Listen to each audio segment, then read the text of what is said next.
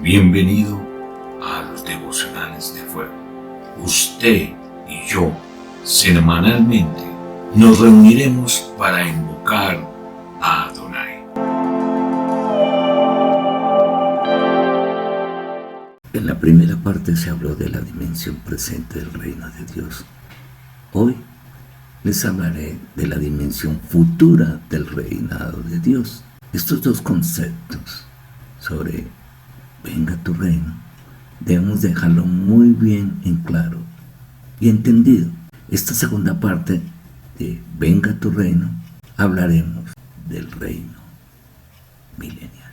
Ahora que el reino de Dios Jehová se ha acercado, como nos dijo el Señor, nos hacemos la siguiente pregunta: ¿por qué debemos pedir a Dios Padre, venga tu reino? Lo cierto es que venga tu reino se relaciona con hágase tu voluntad. ¿De quién? Del Padre. En nosotros, es decir, y nosotros debemos de hacer su voluntad como hijos de Dios.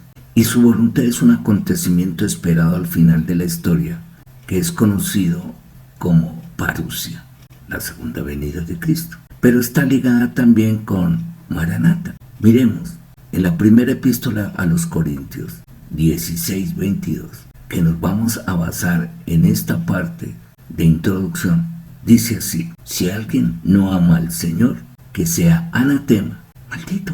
Pero continúa con una exclamación: Maranata, para aquellos que deseamos y esperamos la venida del Señor. Oh, Maranata, el Señor viene. Eso nos dice Pablo. Pero ¿por qué Pablo dijo esto? ¿Por qué tuvo esta expresión? Esto nos liga a hacernos otra pregunta. ¿Estamos esperando su venida? La venida de nuestro Señor Jesucristo. Pedimos, venga tu reino. Lo cierto es que el que no ame al Señor Jesucristo cae en anatema. La traducción exacta del texto griego en este versículo es: si alguien no ama al Señor, cae en anatema. Se encuentran las diferentes versiones bíblicas en las cuales usted tenga o lea. Lo cierto es que es anatema el que no desee, pida en oración al Padre, venga tu reino. ¿Sabían eso? Ese ruego debe producir en el creyente amor y gratitud hacia nuestro Señor Jesucristo por su obra redentora. Si no lo produce en su corazón, es porque algo no está bien. Tal vez no le queda nada bueno en qué esperar, y por lo tanto es una reprobación. Anatema. Nos lo explica Juan 5:40. Nos dice: ¿y no queréis venir a mí para que tengáis vida? No recibo gloria de los hombres, pero yo os conozco que no tenéis el amor de Dios en vosotros. Y en otra parte nos dice la palabra: pero ustedes no quieren venir a mí para que tengan esa vida. ¿Acaso pasaremos la eternidad en el infierno? Se puede entender que el que no ama o espera la venida del Señor es un anatema. Veamos lo que nos dice Segunda de Tesalonicense 1, versículo 6 en adelante. Cuando el Señor Jesús se ha revelado desde el cielo con sus poderosos ángeles en llama de fuego, dando retribución a los que no conocen a Dios y a los que no obedecen al Evangelio de nuestro Señor Jesús. Estos sufrirán el castigo de eterna destrucción, excluidos de la presencia del Señor y de la gloria de su poder, cuando Él venga para ser glorificado en sus santos en aquel día y para ser admirado entre todos los que han creído, porque nuestro testimonio ha sido creído por vosotros. Por eso debemos rogar, venga tu reino. Más claro no puede quedar. Es que Pablo nos lo advierte también en 1 Corintios 16:22, hermanos. Es implícito en estas palabras: de no amar al Señor es condenarse. Esta es la idea de que los males en la iglesia en Corinto que estaba sucediendo, como también hoy en día se está viendo, en la mayoría de congregaciones de la Iglesia de Cristo. Miren, en Mateo 15:8, nuestro amado Jesús nos dice: este pueblo de labios me honra, mas su corazón está lejos de mí. ¿Deseamos, anhelamos intensamente estar con Él? ¿Estamos rogándole al Padre: Padre, ven aquí tu reino?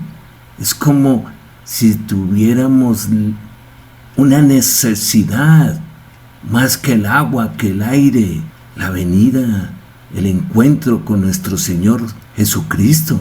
Si no lo sentimos, si lo ignoramos, es porque estamos reflejando una falta de amor hacia Él y obviamente hacia el prójimo. Ese amor por nuestro Señor Jesucristo se debe manifestar buscando estar con Él. Amar a Cristo significa hacer la voluntad del Padre, y nos lo dice en Juan 14, 23 al 24.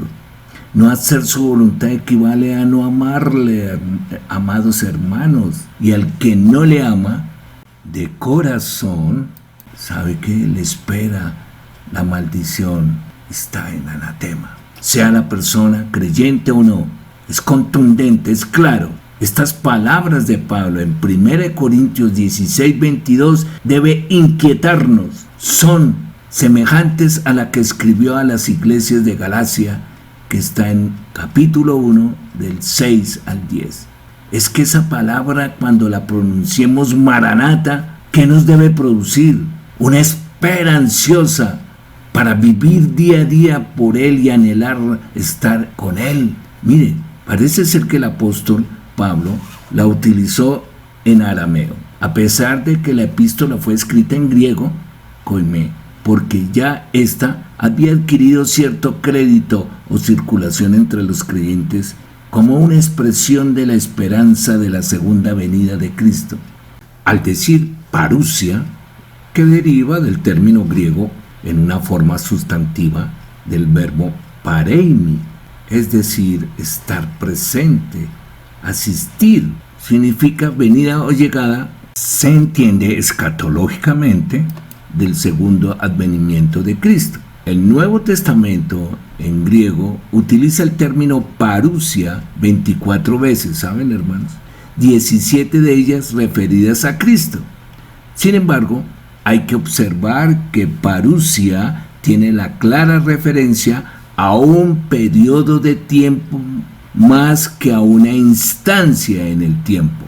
Por lo tanto, hay que tener cuidado en su interpretación de dar predicciones y afirmaciones sobre la segunda venida de Cristo, ya que han fracasado por medirla a una instancia en el tiempo, cuando más bien debemos es rogar: venga tu reino. Por eso, las creencias sobre la naturaleza de la segunda venida varían entre las denominaciones cristianas y entre los cristianos individualmente, ya que venga tu reino lo perciben como una opción o un formulismo de adoración en la oración, sin que se produzca una esperanza en el creyente con amor y anhelo hacia Jesucristo. Por eso, al no estar atento y vigilante o interesado en que se manifieste venga tu reino, se ha predicho muchas fechas concretas para la segunda venida, algunas ya en un pasado lejano, otras todavía en el futuro, lo que se llama y se conoce como el milenianismo, que está en Apocalipsis 24. ¿Saben?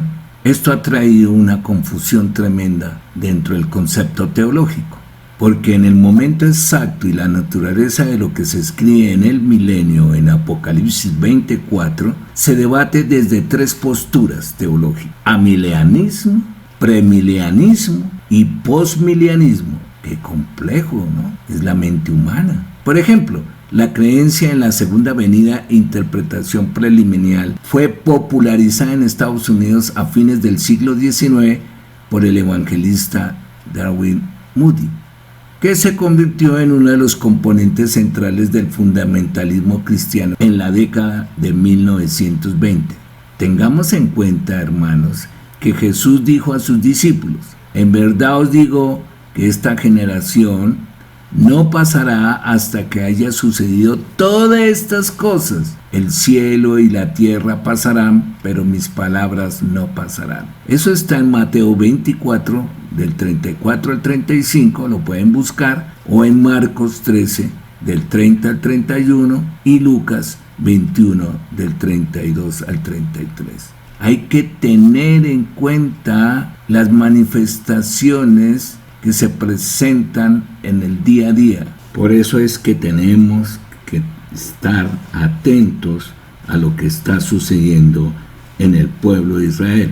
Él es el reloj profético de Dios. Lo que suceda en ese país o con respecto a esa nación tiene un significado profundo y trascendental para todo el mundo. Existen varias señales que indican que nuestro Señor Jesucristo regresará pronto. Proféticamente, la historia de Israel es un tema central del centro de las profecías sagradas en el mundo, pues en torno a este pueblo giran las grandes profecías bíblicas y esta región será el escenario de la última guerra.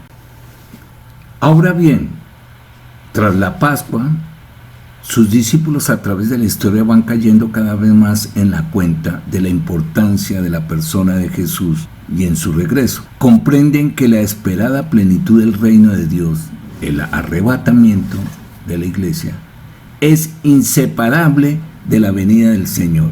Por eso debemos anhelar la parusia, la venida del Hijo del Hombre.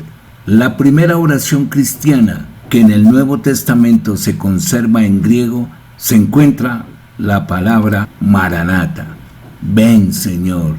Debemos caer en la cuenta de que la confesión cristológica no es correcta si no se acoge venga tu reino, el reino de Dios Padre, que compete en evangelizar y fructificar la fraternidad. En la solemne parábola del juicio final del Evangelio de Mateo, el rey se identifica, para desconcierto de todos, con los hambrientos y sedientes, con los encarcelados y enfermos, con los pobres y desnudos. Eso es amar y solo amar, mis queridos hermanos y amigos. Es evidente que proclamar a Jesús como el Mesías supone afirmar que el reino de Dios está llegando, se ha acercado, pero con tristeza se ha venido mostrando un alejamiento de la mentalidad bíblica, de la palabra de Dios, la exaltación de la persona de Jesús y el anhelo de estar con Él. Se ha realizado con frecuencia este desinterés, este desamor, perdiendo de vista su esencial relación con los seres humanos y con la transformación histórica que debemos promover, como es la misericordia, como compromiso irrestricto con los más necesitados, es la exigencia y a la vez la consecuencia de la aceptación del reino del Padre en la propia vida de cada uno de nosotros como creyentes redimidos. Los invito a que me acompañen a esta alabanza y ya continuamos.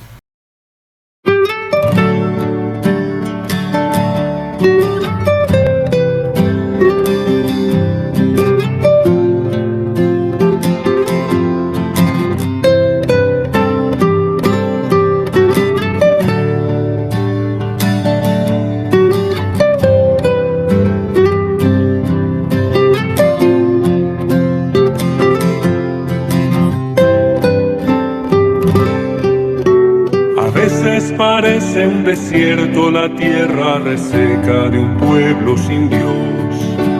A veces con su indiferencia parece que nada de amor se sembró y el alma se duele por dentro. Y entonces le anima y consuela tu santo clamor. Levanten los valles, rebajen los cerros. El reino de Dios ya está aquí, el reino de Dios ya llegó. Levanten los valles, rebajen los cerros. El reino de Dios ya está aquí, el reino de Dios ya llegó. alma cansada en desiertos le nutre y le sana tu voz de pastor. Transformas cansancio en descanso y ahuyentas la duda con tu firme voz. Disipas todo abatimiento y animas por siempre a seguir en la santa misión. Levanten los valles, rebajen los cerros, el reino de Dios ya está aquí, el reino de Dios ya llegó. Levanten los valles, rebajen los cerros, el reino de Dios ya está aquí, el reino de Dios ya llegó.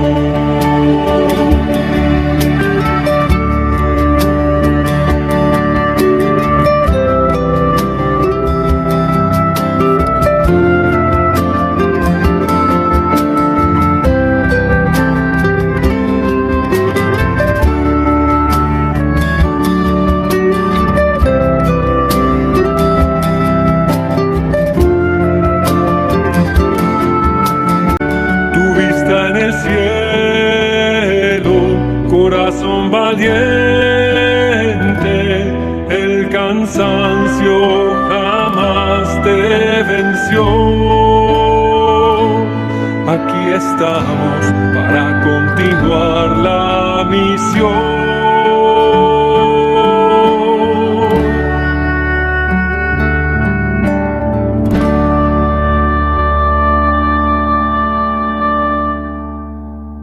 Después de escuchar y alabar al Señor, tenemos que comprender que la paz del mundo no se va a dar por más oraciones y ruegos que hagamos, porque su palabra se cumple. Y la única manera de tener la paz a nivel mundial es cuando venga nuestro Señor Jesucristo a reinar lo que se conoce como el reino milenial.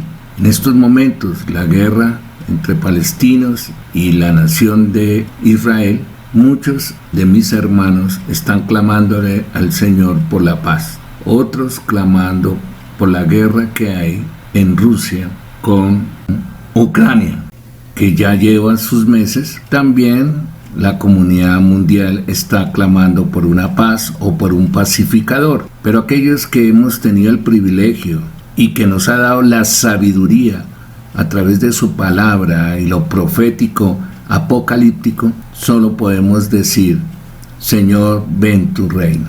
Señor, venga tu reino. Padre mío, venga tu reino aquí a la tierra. Un elemento de la instrucción de Cristo para la oración, venga tu reino, es comprender que el reino de Dios no se ha realizado por completo en esta tierra.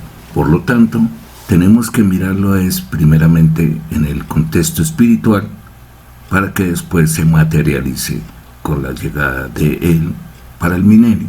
Se manifestará a su debido tiempo, como lo hemos comprendido y lo hemos entendido a través de la palabra de Dios en su retorno a la tierra. Eso está en Apocalipsis 24. Hermanos y hermanas, para poder entender por qué debemos pedir a Dios Padre, venga tu reino, debemos primeramente entender a qué se refiere, si es en el concepto espiritual o el regreso de nuestro amado Señor Jesús a la tierra, como lo he mencionado. ¿Será que están ligados ambos sucesos, en lo espiritual y en su regreso físico a la tierra? Si es en el concepto espiritual, Él está con nosotros al decir: yo estoy con vosotros todos los días hasta el fin del mundo.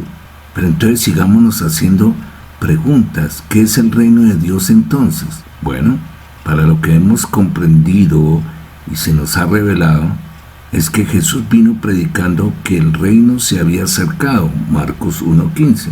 Pero algunos piensan que este reino está literalmente aquí en la tierra mediante la iglesia, o figurativamente en nuestros corazones por medio del Espíritu Santo, sin discusión. Pero otros reconocen que la carne y la sangre no pueden heredar el reino de Dios. 1 Corintios 15:50, también sin discusión. Y dicen que el reino no está aquí todavía. Es importante pedirle al Espíritu Santo discernimiento, porque lamentablemente, a veces cogemos un versículo y lo sacamos de su contexto. Ahí es donde se presenta el problema de interpretación y una mala creencia. Miren, la palabra de Dios nos indica que somos templo del Espíritu Santo, y eso nos lo dice en 1 Corintios 3:16. ¿No saben que ustedes son templo de Dios y que el Espíritu de Dios habita en ustedes? En este versículo se puede entender que el reino de Dios se ha acercado en cada uno de nosotros. Pero, ¿qué hay de los que no son redimidos, salvos? En tu familia, tus hijos, tus parientes y vecinos o compañeros de trabajo. Ellos pueden abrazar la gracia de Dios, Jehová, si clamamos por ellos que venga tu reino sobre ellos. Es tan grande la misericordia y el amor de Dios que su gracia puede caer sobre cualquiera de nosotros siempre y cuando tengamos un corazón con arrepentimiento. Este es el mensaje de una sola gracia, como se conoce, la sola gratia. Entonces avanza en un argumento y se proclama: somos salvos por gracia. Efesios 2:8-9. Porque por gracia ustedes han sido salvados por medio de la fe. Y esto no procede de ustedes, sino que es un don de Dios, no por obras, para que nadie se gloríe. Ahí se está manifestando el amor y la misericordia de Dios para la humanidad. Dios obra en el corazón del pecador, regenerándolo, lo cual lo habilita para expresar con su boca que Jesús es el Señor. Romanos 10:9. Lo cierto es que sin Cristo el corazón está atado por el lazo del diablo. Segunda de Timoteo 2:26. El ser humano no es por esencia bueno, como la ideología del humanismo lo sostiene. Al contrario, es inherentemente pecaminoso por naturaleza a causa de la caída y todo lo que es, y hace que esté manchado por el pecado. Romanos 3:10-18. Por lo tanto, debemos pedir que venga tu reino sobre ellos, por la misericordia que ha tenido el Señor con nosotros, el Padre, y lo que hemos recibido por gracia debemos darlo. Jesús reconoció la dificultad que tenemos para entender esta parte de su mensaje, por lo que lo llamó un misterio, recordando lo que les dijo a sus discípulos en Marcos 4:11-12. Dijo: a ustedes se les ha dado saber el misterio del reino de Dios, mas los que están fuera, por parábolas, todas las cosas, para que viendo, vean y no perciban, y oyendo, oigan y no entiendan, para que no se conviertan y les sean perdonados los pecados. Este es un versículo que hay que tener mucho cuidado, porque, repito, no lo podemos sacar del contexto, porque podemos caer en una mala interpretación sobre la predestinación. Se podría decir que para muchos creyentes es un misterio lo que se conoce como parusia. Por lo tanto, debemos pedirle al Padre: venga tu reino, para poder discernir los tiempos en que se manifestarán los eventos escatológicos. Y nos hacemos otra pregunta: ¿está anticipando usted el regreso de Jesucristo?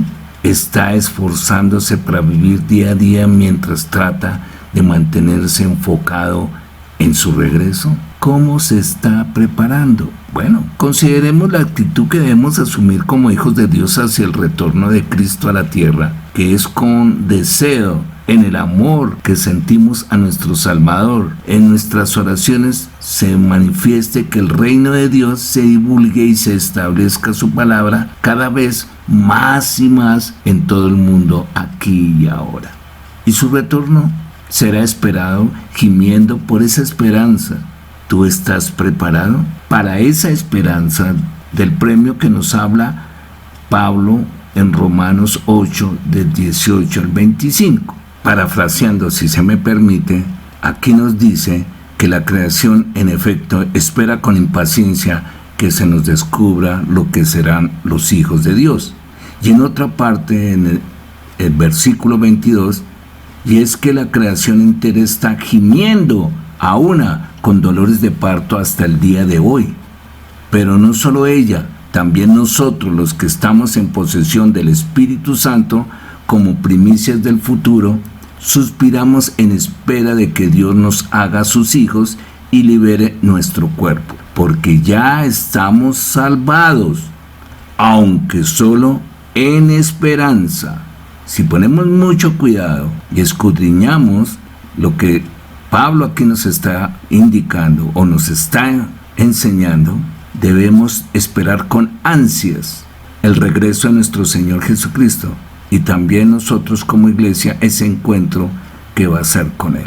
Ya para ir concretando y finalizando, quiere decir que lo que estamos hablando es que necesitamos desear sinceramente que el reino de Dios se establezca en toda la tierra y sobre cada persona. Oramos, venga tu reino, para que el gobierno soberano de Dios se manifieste ahora a través del evangelismo y preparados en el futuro en su totalidad y de forma permanente para el llamado milenarismo, Apocalipsis 24. Hablemos un poquito sobre este acontecimiento mundial. Se conoce como el milenio, que se refiere al periodo del reinado de Cristo de 1000 años mencionado en el anterior texto. El momento exacto y la naturaleza de lo que se describe en el milenio se debate desde 3 perspectivas, que son amilenismo, premilenismo y posmilenismo, que ya lo habíamos comentado. Esto hace que las distancias escatológicas asociadas con el milenio se relacionen con el momento de la venida del Señor con respecto a los 1000 años y cuál es la naturaleza exacta del milenio. Aquí es donde más de uno se enreda en lo que es el milenio, como también sobre lo que se conoce como el arrebatamiento de la iglesia y no el rapto. Una cosa es arrebatar y otra cosa es un rapto o secuestro, si se puede entender así.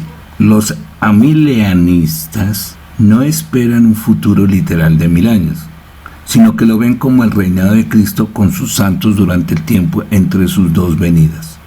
Los postmilenistas creen que el regreso de Cristo después del milenio será una época dorada cuando la mayor parte del mundo se convertirá al cristianismo.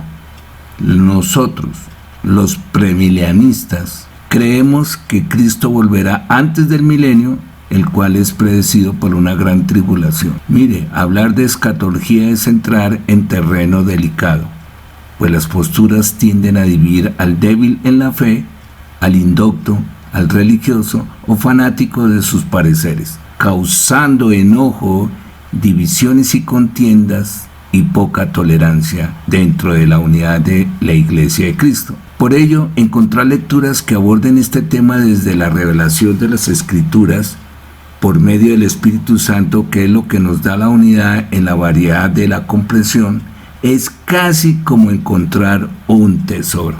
¿Sabían ustedes esto? Lo cierto es que la segunda venida de Cristo no es solo un concepto escatológico de un futuro. Debemos prepararnos espiritualmente para ese acontecimiento verdadero. Mire, hermanos, uno de los grandes desaciertos doctrinales, por ejemplo, es la reforma calvinista, basándose en la postura del amileanismo, enseñanza que es del catolicismo romano, que lo entienden simbólicamente, no literal y real, y según ellos que comenzó en la primera venida del Mesías, hace más de 2000 años, y que terminará en la segunda venida gloriosa del Mesías a la tierra. Por eso nosotros debemos estar permanentemente orándole al Padre, venga tu reino. Como les comentaba, es decir, que debemos esperarlo, desearlo y anhelarlo día a día, como nos habla Mateo 6:10. Dice, ven y sé nuestro único Rey, que todos los que viven en la tierra te obedezcan, como te obedecen todos los que están en el cielo. Ven, mi amado Rey. ¿Sabe que podemos aprender mucho de aquellos que experimentaron el gran chasco? Remontándonos a la historia, eso pasó porque hubo una mala interpretación de las profecías bíblicas y los acontecimientos que los llevaron al segundo regreso de Cristo. Ellos que se anticiparon al regreso, o como se conoce el segundo advenimiento, eso fue a mediados del siglo XIX, que después se dieron a conocer como los adventistas. pero ¿sabe? Trajo una repercusión desastrosa, destructiva, devastadora para los muchos que esperaban con ansias el regreso de Cristo. Si tú y yo no estamos deseando que venga el reino, esperándolo día a día, viviremos con un desencanto y desánimo. Pues déjenme decirles que el desánimo es la falta de confianza en Dios. Es algo que se cultiva en la mente, que no conocen ni creen suficientemente en la palabra de Dios. En psicología es la falta de ánimo, entusiasmo, ganas o voluntad para hacer o enfrentar algo. El resultado de este desánimo es que muchos de quienes creían que Jesús regresaría y no se cumplió, simplemente tomaron sus antiguas vidas. Algunos perdieron su fe por completo, otros indagaron las Escrituras para descubrir en que se habían equivocado, y después de ese gran chasco o experiencia, regresaron a su antigua vida, y no fue fácil para ellos con esa lucha con su fe y ese desprestigio ante sus conocidos.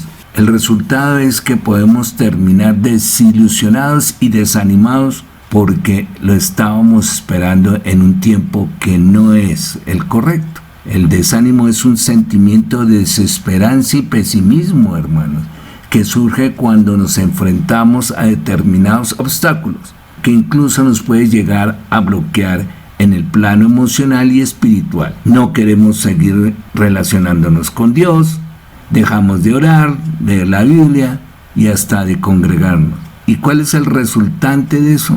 Que se manifestarán las obras de la carne, como dice Gálatas 5:16 al 25. Hermanos, este bosquejo general, venga a tu reino, es estar preparados para la venida de Cristo. Es una esperanza viva y estimulante. Nosotros nos preparamos para el reino al vivir de acuerdo con las reglas del reino. Ahora debemos estar listos, velando y orando para estar dispuestos. Pero este deseo se encuentra en una súplica, en un ruego continuo. Recordemos lo que nos dijo Pablo en el capítulo 5 de Tesalonicenses. El creyente en Cristo ha de estar despierto y alerta ante la venida de Cristo, porque el creyente no entrará en esta noche terrible del periodo de la gran tribulación, conocido bajo el nombre del día del Señor. Por lo tanto, también estemos preparados para el arrebatamiento, porque el Hijo de Dios vendrá a la hora que no pensamos. Nos lo dice Mateo 24, 42 al 44. Ruego que hagamos caso de esta advertencia que dio el Señor y pongamos nuestra casa en orden y estemos preparados para la venida de Él. El reino milenial lo ocuparán la iglesia, tú y yo, cuyos cuerpos resucitaremos o seremos transformados mediante el arrebatamiento. 1 Tesalonicenses 4:13 al 18, 1 Corintios 15, 21, 23, 51, 53.